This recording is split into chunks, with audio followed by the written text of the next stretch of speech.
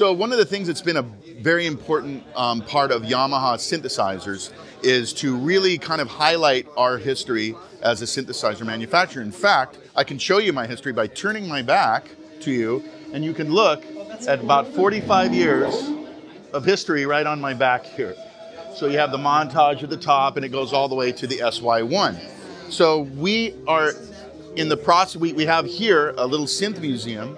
We have a thing called the Synth Space, actually, at Yamaha Corporation America that we've also set up that has a history of all of our synthesizers, where we can invite artists in to try out stuff and do videos and stuff. But we kind of have a small version of it here. And some of the cool features in here, if we go over this way, this is the VL-1. This was from 1994, and it was the first real physical modeling synthesizer. But below here is really the star of the show. This is a VP-1. This is a very, very, very rare, probably the rarest synthesizer that you can ever find from Yamaha. We only made about 30 of these. We're thinking, we don't even really know, but about 25 of them were sold in Japan, and about 5 of them were available in the world. There were about 30 grand when they came out, and they used, VL did self-oscillating virtual acoustic synthesis, so it did things with things like saxophones and trumpets and violins, had 2 voice polyphony.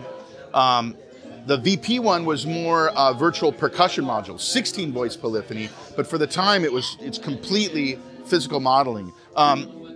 This one's in remarkably good shape, but this is the VP-1, from really, really rare synthesizer. I think it was used on Michael Jackson's Bad. I think we did use it for that one back in the day. So, so moving this way, of course, this is the Yamaha CS-40M right here. But of course, we had this at the NAMM show too. This is a different one, but this is the famous CS-80. One of the most sought after 8-voice polyphonic true analog synthesizers ever made.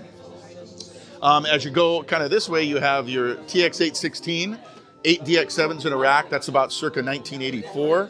Moving this way, the famous DX-1. This is from about 81, 82. A DX-5, which is kind of like the 76-note DX-5, the DX-1. The thing I love about the DX-1 is weighted action. The display in here, really cool. Very expensive for its time. I believe it was somewhere around the $10,000 price point. This was about 6, I think, something like that. This is 2 DX7s. The DX7 2D, though, this is my friend's D-Tronics DX7 controller. The same company that makes the Reface DX controller, they also make one for a DX7 right here.